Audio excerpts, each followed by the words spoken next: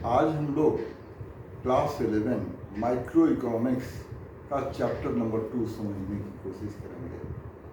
Chapter number 2 consumer equilibrium पर है। तो पहले कंज्यूमर का मतलब समझेंगे। कंज्यूमर वो होता है जो अपने वांट के सेटिस्फैक्शन के लिए गुड्स एंड सर्विसेज को कंज्यूम करता है, यूज करता है। एक कंज्यूमर का ऑब्जेक्टिव सेटिस्फैक्शन को मैक्सिमाइज करना होता है। अब इक्विलिब्रियम का मतलब समझना चाहिए। इक्विलिब्रियम एक पोजीशन ऑफ रेस्ट है between two opposite forces.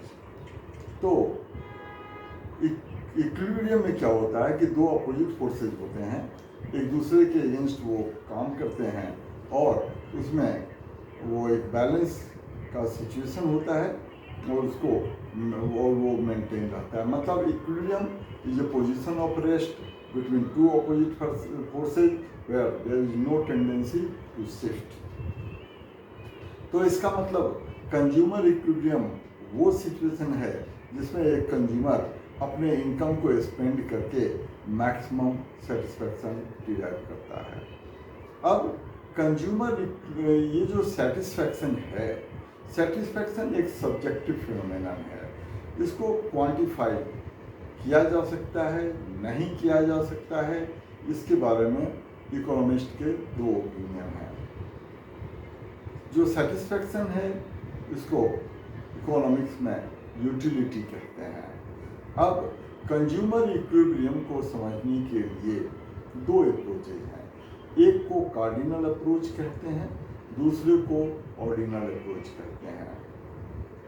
Cardinal approach में यूटिलिटी या सेटिस्फैक्शन को क्वांटिफाइबल या मेजरेबल मान लेते हैं, जबकि ऑर्डिनल अप्रोच में यूटिलिटी को, सेटिस्फैक्शन को क्वांटिफाइबल या मेजरेबल नहीं मानते हैं।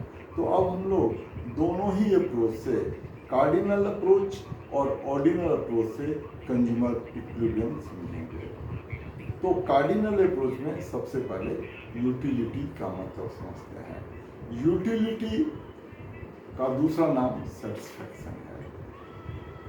Utility is the want satisfying capacity of a commodity, और इसको ऐसे भी डिफाइन कर सकते हैं कि utility is the satisfaction derived from consumption of a commodity. Utility को यूटिल के टर्म में मेजर किया जाता है। एग्जाम में इस पर क्वेश्चन आता है कि यूटिलिटी का मेजरमेंट का यूनिट क्या है, याद रखेंगे यूटिल। अब यूटिलिटी के दो टाइप्स होते हैं, total utility and marginal utility. Total utility का मतलब sum total of satisfaction derived from consumption of all possible units of a commodity. मतलब एक कंज्यूमर किसी कमोडिटी के जितने यूनिट को कंज्यूम कर रहा है, सबसे जो उसको सेटिस्फैक्शन मिलता है, उन सब के टोटल को टोटल यूटिलिटी कहते हैं। दूसरी है मार्जिनल यूटिलिटी। मार्जिनल यूटिलिटी मतलब addition to total utility derived from consumption of an additional unit of a commodity. तो ये टोटल यूटिलिटी मार्जिनल यूटिलिटी से कैलकुलेट कर सकते हैं, दोनों इंटर रिलेटेड हैं। टोटल यूटिलिटी का मतलब सिग्मा मार्जिनल यूटिलिटी, मतलब जितने यूनिट को कंज्यूम किया उन सब के मार्जिनल यूटिलिटी को अगर ऐड कर देते हैं तो वो टोटल यूटिलिटी मिल जाता है। और टोटल यूटिलिटी से मार्जिनल यूटिलिटी भी डिराइव कर सकते हैं।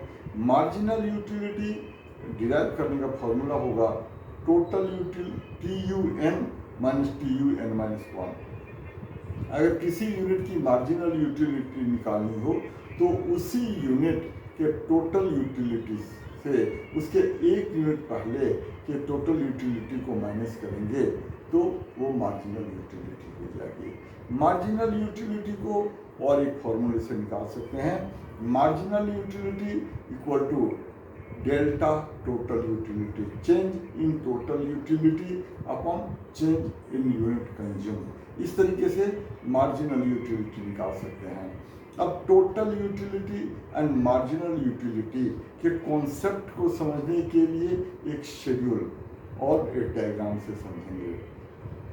उस शेड्यूल में 3 कॉलम होते हैं। पहला यूनिट कंज्यूम्ड, दूसरा टोटल यूटिलिटी, तीसरा मार्जिनल यूटिलिटी। तो इस शेड्यूल को रटने की जरूरत नहीं है, इसको समझ लेंगे। एक बात ध्यान में रखेंगे कि मार्जिनल यूटिलिटी का नेचर होता है कि वो कॉन्स्टेंटली फॉल करती है, जीरो हो जाती है और माइनस हो जाती है। तो सबसे पहले सिंपल सा एग्जांपल लेंगे शेड्यूल में, ऊपर में लिख लेंगे तो TU एंड MU शेड्यूल। पहला कॉलम यूनिट कंज्यूम, इसको भी खाली रहने देंगे, टोटल यूटिलिटी को भी खाली रहने देंगे। फिर मार्जिनल यूटिलिटी में 4 से शुरू करते हैं। टोटल यूटिलिटी और मार्जिनल यूटिलिटी को यूटिल ब्रैकेट में दिखा लेंगे। अब 4 मार्जिनल यूटिलिटी 4 3 2 1 0 -1 ऐसे लिख लेंगे। और इस तरह उसके बाद पहले कॉलम को फिलअप करेंगे, यूनिट कंज्यूम को 1 2 3 4 5 6। इसके बाद मार्जिनल यूटिलिटी से दूसरे कॉलम में टोटल यूटिलिटी कैलकुलेट कर लेंगे। पहले यूनिट की मार्जिनल यूटिलिटी 4 है तो टोटल भी 4 होगी। दूसरे की 4, टोटल यूटिलिटी में 3 को ऐड करेंगे मार्जिनल यूटिलिटी को, दूसरे की टोटल यूटिलिटी बनेगी। इसी तरीके से मार्जिनल यूटिलिटी ऐड करते जाएंगे, टोटल यूटिलिटी आ जाएगी। इसके बाद एक डायग्राम बनाएंगे टोटल यूटिलिटी और मार्जिनल यूटिलिटी की। मार्जिन पहले यूनिट की x axis per unit consume को दिखाएंगे और वाई एक्सिस पर टोटल यूटिलिटी और मार्जिनल यूटिलिटी को दिखाएंगे। पहले यूनिट की marginal utility total utility same है 4। इसके बाद जैसे जैसे यूनिट का कंजम्पशन बढ़ेगा, पहले मार्जिनल यूटिलिटी फिर टोटल यूटिलिटी, मार्जिनल टोटल सबको दिखाते जाएंगे। फिर टोटल यूनिट की यूटिलिटी के सारे पॉइंट को मिलाएंगे तो वो इंक्रीज होता हुआ नजर आएगा, मैक्सिमम पर जाएगा, फिर डिक्रीज होगा। लेकिन मार्जिनल यूटिलिटी कॉन्स्टेंटली फॉल करेगी, जीरो होगी और माइनस होगी। तो इस तरीके से उसका डायग्राम बनेगा। अब total utility and marginal utility के रिलेशनशिप के बारे में 5 बातें याद रखेंगे। इसके ऊपर में CUET में भी और एग्जाम में क्लास 11 में भी MCQ टाइप क्वेश्चन आ सकते हैं कि फर्स्ट यूनिट का जो टोटल यूटिलिटी, पहला पॉइंट है फर्स्ट यूनिट का टोटल यूटिलिटी और मार्जिनल यूटिलिटी सेम होता है। इसके बाद इस रिलेशनशिप को, TU और MU के रिलेशनशिप को टोटल यूटिलिटी और मार्जिनल यूटिलिटी दोनों के पॉइंट ऑफ व्यू से समझा जा सकता है। तो पहले मैं टोटल यूटिलिटी के पॉइंट ऑफ व्यू से बता रहा हूँ। दूसरा point, as total utility increases marginal utility decreases. Third relation, when total utility is maximum marginal utility is 0। Next point, when total utility decreases marginal utility becomes negative. अब इसी को marginal utility के point of view से भी समझेंगे कि initially MU and TU are same. Number 2, when MU decreases but remains positive, TU increases. Number 3, when MU is 0, TU is maximum. Number 4, when MU becomes negative, TU starts declining.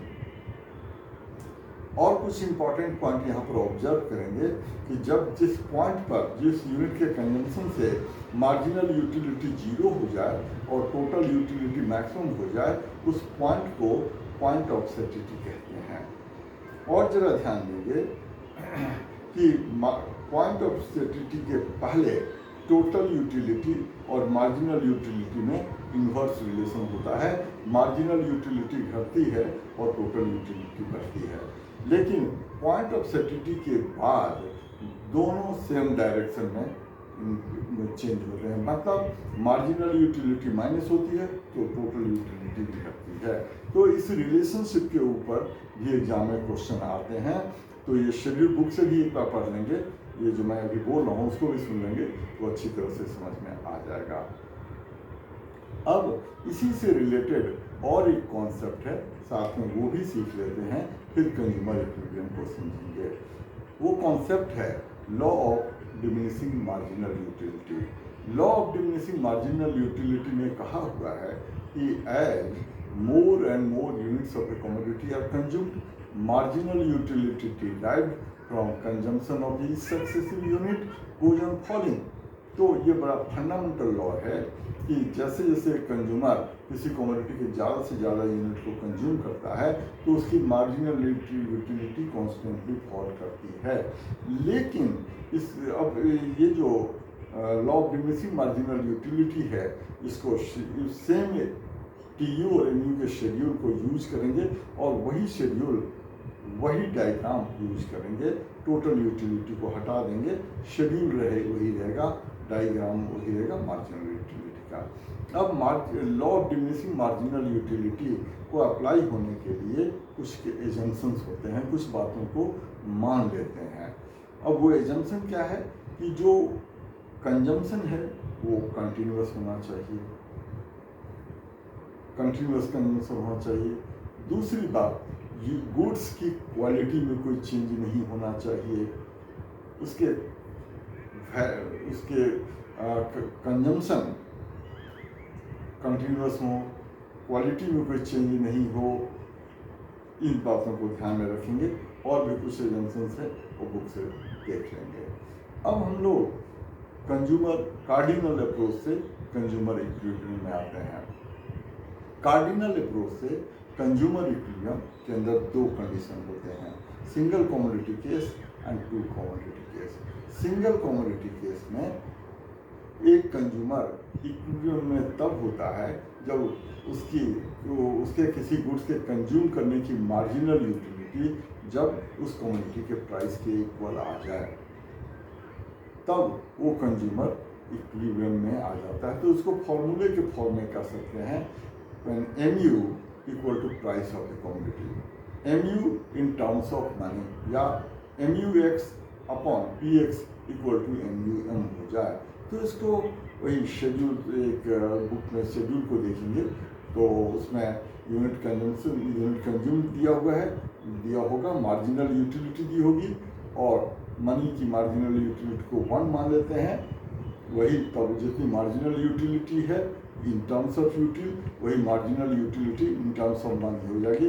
इसके बाद price लिखेंगे और इसके अगला column difference का लिखेंगे कि unit marginal utility in terms of money minus price की। तो जिस यूनिट पर marginal utility in terms of money हो जाए और इन टर्म्स ऑफ प्राइस हो, मनी इक्वल टू प्राइस हो जाए, वहीं पर कंज्यूमर इक्विलिब्रियम में होता है। इसको एक डायग्राम से भी दिखाते हैं, बुक में देखेंगे इसको ध्यान से कि x axis per unit consume को दिखाया, वाई एक्सिस पर मार्जिनल यूटिलिटी को दिखाया और प्राइस को दिखाया। तो प्राइस का लाइन जो बिल्कुल horizontal straight line parallel to axis होगा और मार्जिनल यूटिलिटी का कर्व नेगेटिवली स्लोप होगा। जिस यूनिट पर वो मार्जिनल यूटिलिटी प्राइस के इक्वल हो जाए, वहीं पर कंज्यूमर इक्विलिब्रियम में होता है। अब बुक में एग्जाम्पल देख लेंगे, उससे वो ज़्यादा अच्छी तरह से क्लियर होगा। अब दूसरा केस होता है two commodity case. Two commodity case भी अच्छा, ये टू कमोडिटी केस या मल्टी कमोडिटी केस एक तरह से वन कमोडिटी केस का ही एक्सटेंशन है। ये टू कमोडिटी केस को law of equi marginal utility भी कहते हैं। यहाँ पर ये समझेंगे कि अगर एक कमोडिटी केस में मान लेते हैं गुड एक्स है और गुड वाई है, अपने सिलेबस में टू कमोडिटी केस है, तो गुड एक्स में जो कंज्यूमर इक्विलिब्रियम में तब होगा जब MUX upon PX equal to MUM हो।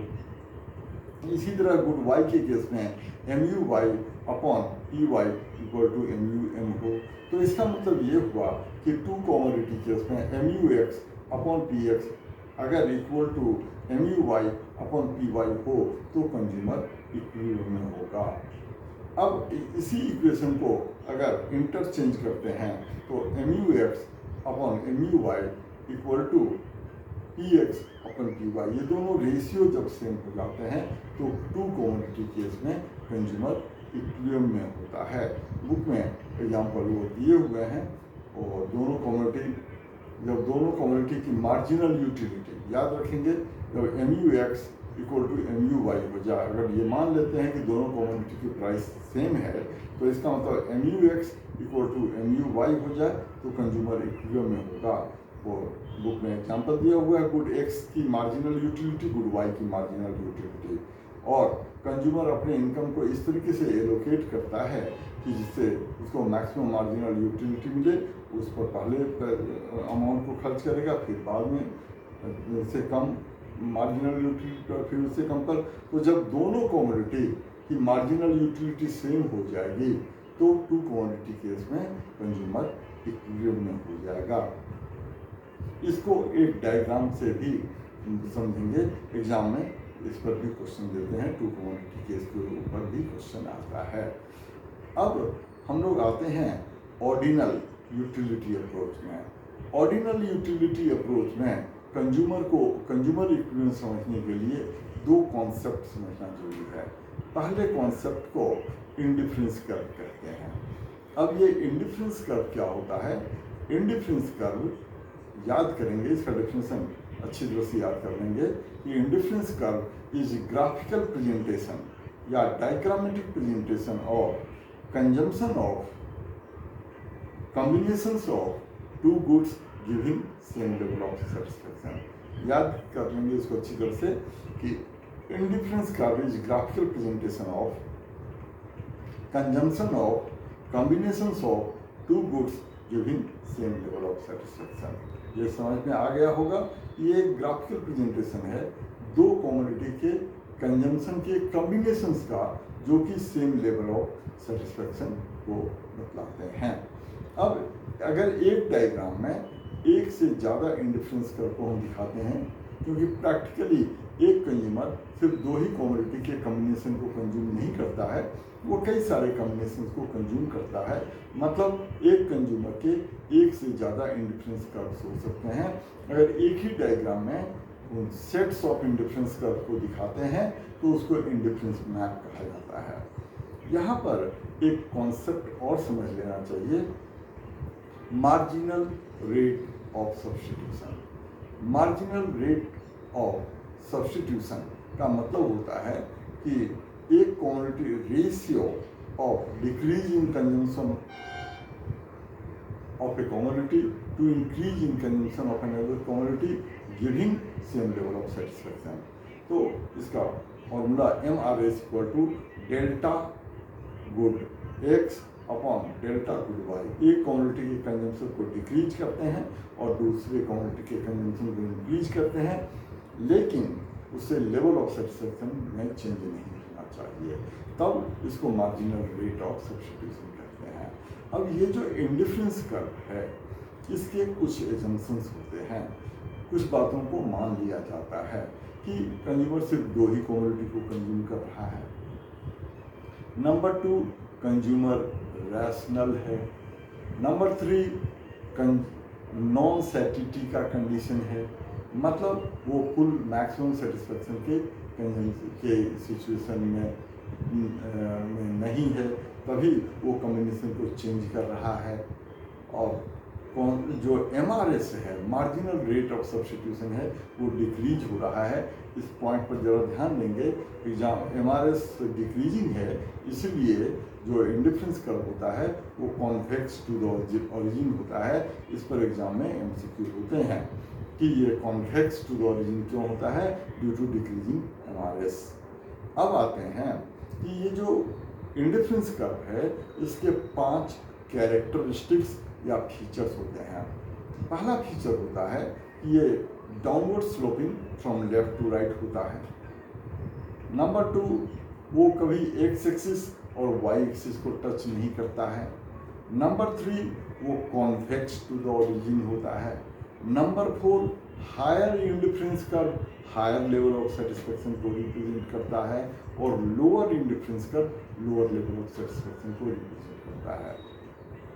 और 5th फीचर है कि इंडिफरेंस कर्व्स नेवर इंटरसेक्ट, वो आपस में एक दूसरे को इंटरसेक्ट नहीं करते हैं। अब हम लोग ऑर्डिनल अप्रोच से कंज्यूमर इक्विलिब्रियम समझने के लिए दूसरे कॉन्सेप्ट में आते हैं, इसको बजट लाइन कहा जाता है।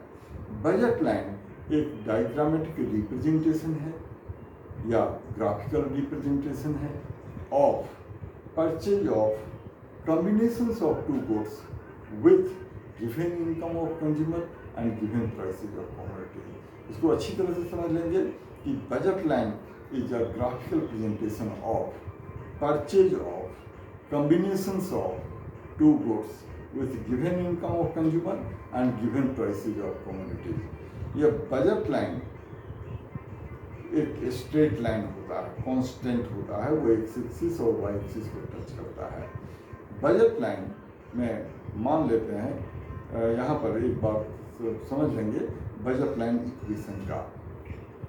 ये बजट लाइन इक्वेशन होता है good X, quantity of good X into price of good X plus quantity of good Y into price of good Y must be equal to the income of consumer.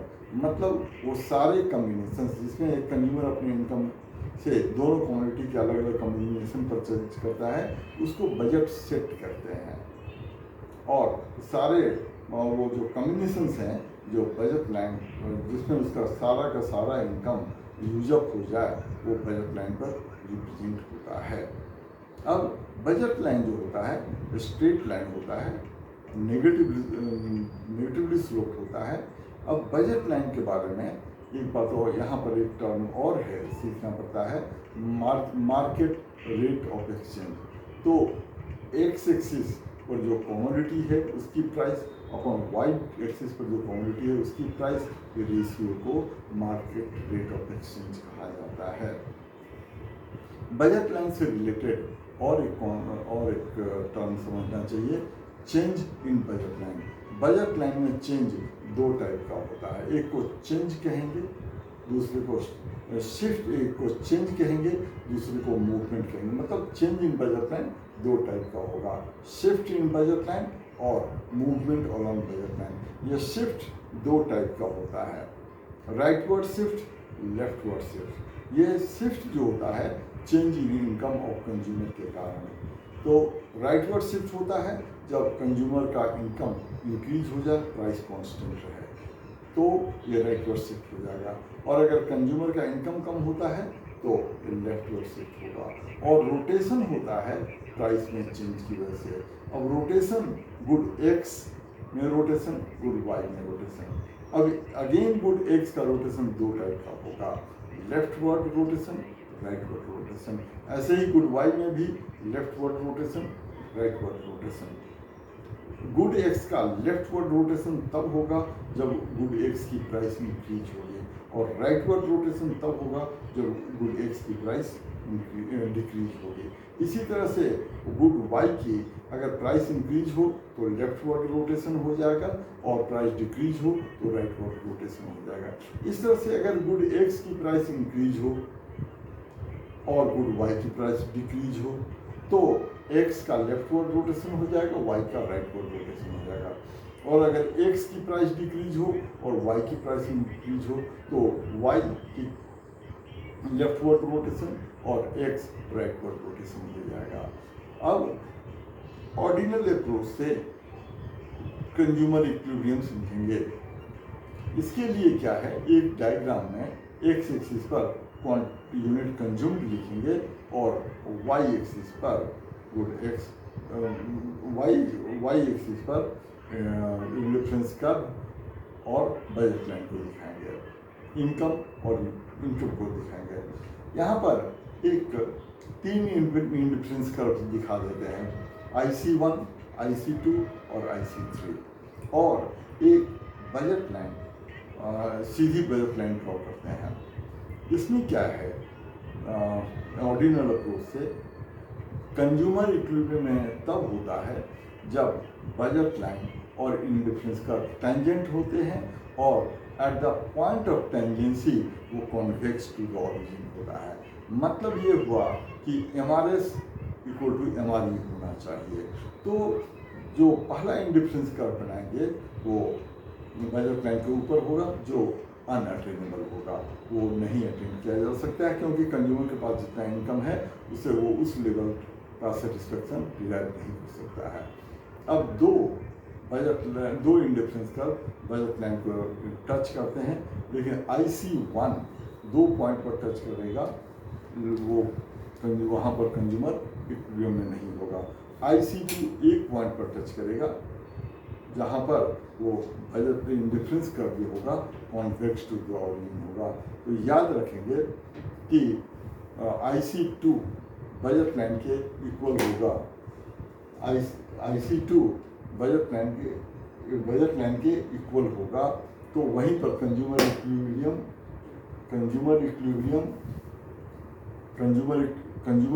उसी point पर होगा जहां पर budget line और indifference का tangent होंगे और convex होंगे।